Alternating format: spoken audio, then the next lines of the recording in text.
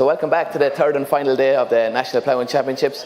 For this panel discussion, we're going to focus on the Teagasc Green Acres calf to beef programme. We had programme manager Ala Dillon in yesterday to give an overview.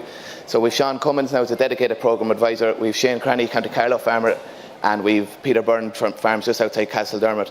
Sean, I want to start with yourself. When it comes to sourcing the calves, we've seen that a lot of the calves came from multiple sources. If farmers can build a relationship with dairy farmers, what's the benefits there maybe when it comes to the management of the calves, the sire selection and stuff like that? Yeah, so Niall, at the start of the year there, we went through the farmers in the programme, just had a look at where to source the calves, how many sources. We've seen quite a variation, so there's some farmers source calves solely from one farm, whereas others source them from up as far as 40, 50 farms. What we were hoping to do is, if we know where the calves are coming from, that we can follow them from when they arrive on the dairy farm to when they arrive on the calf to beef farm. What gain and performance can we get? We've also looked at the genetics of the calves. So, say for talk's sake, we looked at the Jersey element of some of the calves in the programme. And over the course of the programme, we hope to monitor their performance. We have a weight from them as calves. We weigh in the summer there, and we weigh in again at housing, just to see how those calves perform down along the line. Just take, for instance, as well, in terms of genetics, Richard Long farms in Ballymacarbery in County Waterford, and he's sourcing calves off his brother's dairy farm. What we done at the start of the year, Teagasc staff along with Munster Bovine, who was a stakeholder in the programme, we actually sat down with Richard and his two brothers, Mike and Liam, to actually go through the bull selection for this year. So we looked at using bulls that are going to increase the carcass weight or having a negative impact on the performance of the cows on the calf. So we picked a team, I think there were 7 or 8 bulls, so the range and breed, we had Angus, Hereford, Charolais, Blue, Limousine. The calving difficulty of those bulls range from 3.2% up to 7.8%. But we also looked at holding gestation of those bulls, so how can we use those bulls to actually make it viable for the dairy farm and viable for the beef farm. So we targeted the short gestation bulls. Take, for example, your Aubrac bull, which is he's a test sire, but we've selected him on a certain proportion of cows. He's going to pull back your calving or your gestation period. Your Angus and Hereford as well.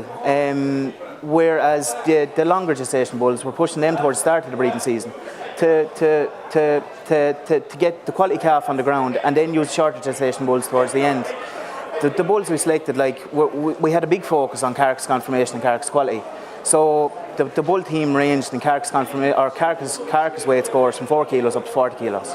Yeah. So look, obviously the dairy farmer wants short gestation, easy calving, but there's a joined up thinking, I suppose, between the dairy and the beef farmer. Yeah, that joined up thinking is needed though as well, Niall. If, the dairy farmer, he's in the business of producing milk, and the calf is a product that comes out of his farm as well. But he needs to produce a saleable calf, a calf that a beef farmer, calf to beef farmer is willing to take, bring onto his farm and produce. If we miss a little bit in the middle where the calf at the end isn't valuable and the dairy farmer can't get rid of the calf, we're facing an issue. So we need to look at all the aspects in this.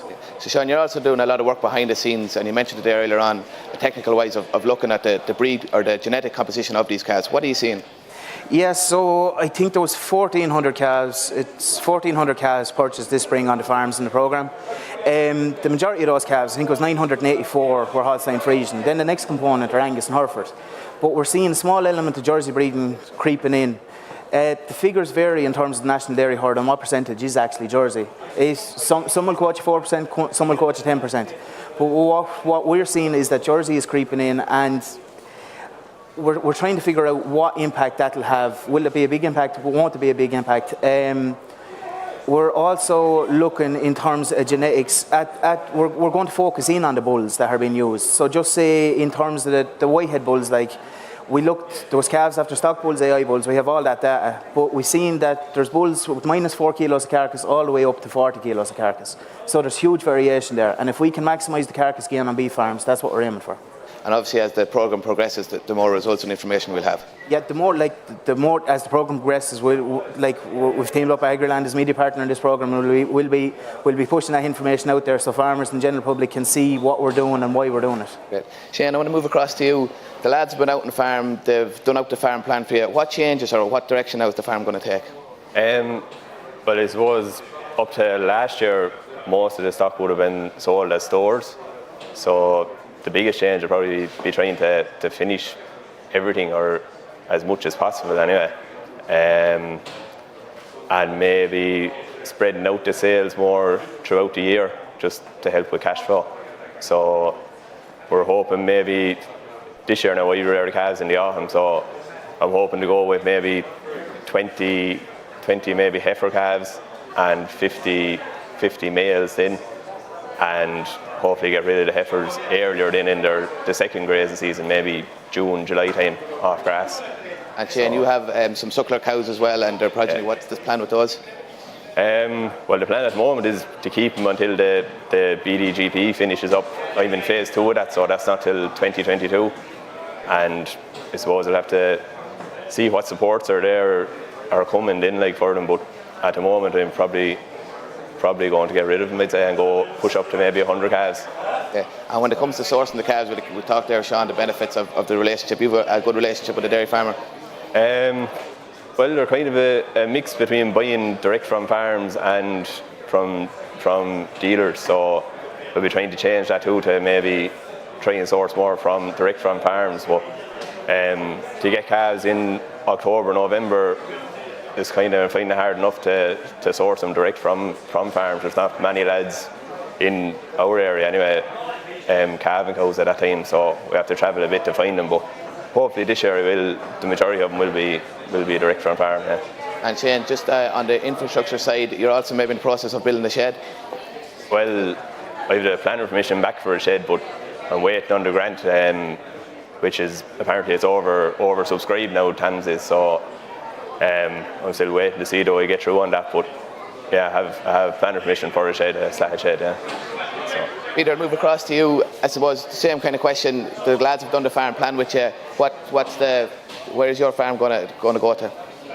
The main thing is farm plan is looking at the costs and like the meal bills they have. Like so, it's trying to cut down on the meal a small bit, like making better quality silage and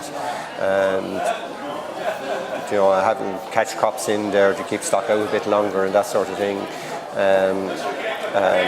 Then I was fattening bulls. The autumn calves, often Friesians I was rearing in the autumn were being fattened as bulls, and so we're planning on keeping them a bit longer now, castrating them and keeping them a bit longer. But that's all up in the air again now with this having to reduce this 5% now to qualify for the beef aid, And Peter, all the participants in the programme are grass measuring. Have you seen the benefits of grass measuring when it comes to maybe taking out surplus bales? Yeah, between the grass measuring and reducing the paddock sizes now, I know it's been an exceptional year of grass, but I probably the double feed in that I had this time last year, and I 22 acres on an out farm really has been shoved aside. I sold the second cut and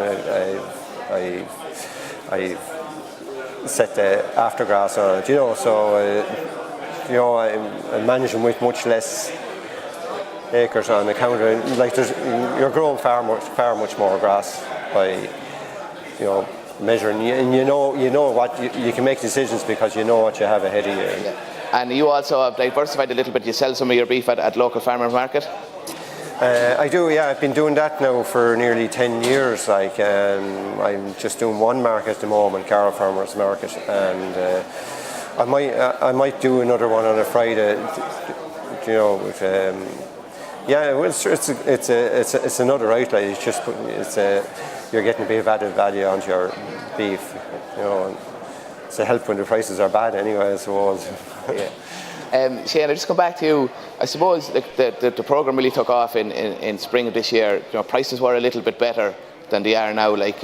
How's the mood with yourself? You're still going to keep the head down, keep costs down, and keep ploughing away. Yeah, well, sure.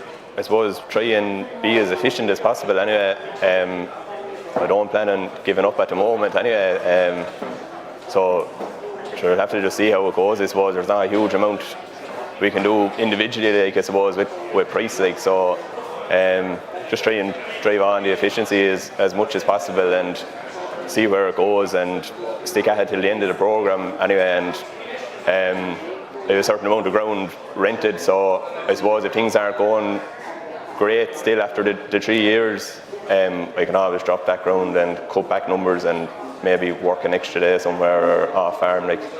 So. Very good. Sean, I'll come back to you. We have a big day on the 10th of October. We'll just keep it. Yeah, so Niall, we have the first open day in phase 2 of the programme on 10th of October. It's going to happen in Thomastown in Kilkenny, so it's going to farm with Peter and Thomas O'Hanrahan there. They're finishing about 180 calves a year, mainly a Frisian system, but there's a touch of Angus in there as well. The open day is kicking off at 2:30. It's on the Greg to Thomastown Road. I suppose what we'll really be focusing on today is all the steps from the day you buy the calf to the day you finish the calf, what you'll be looking at. So we'll also have demonstrations on grassland.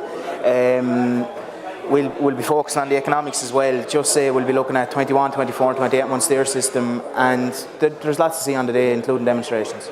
And just we highlighted with Alan yesterday, there's also going to be a carbon stand and a beam stand as well, just to clarify some of the issues.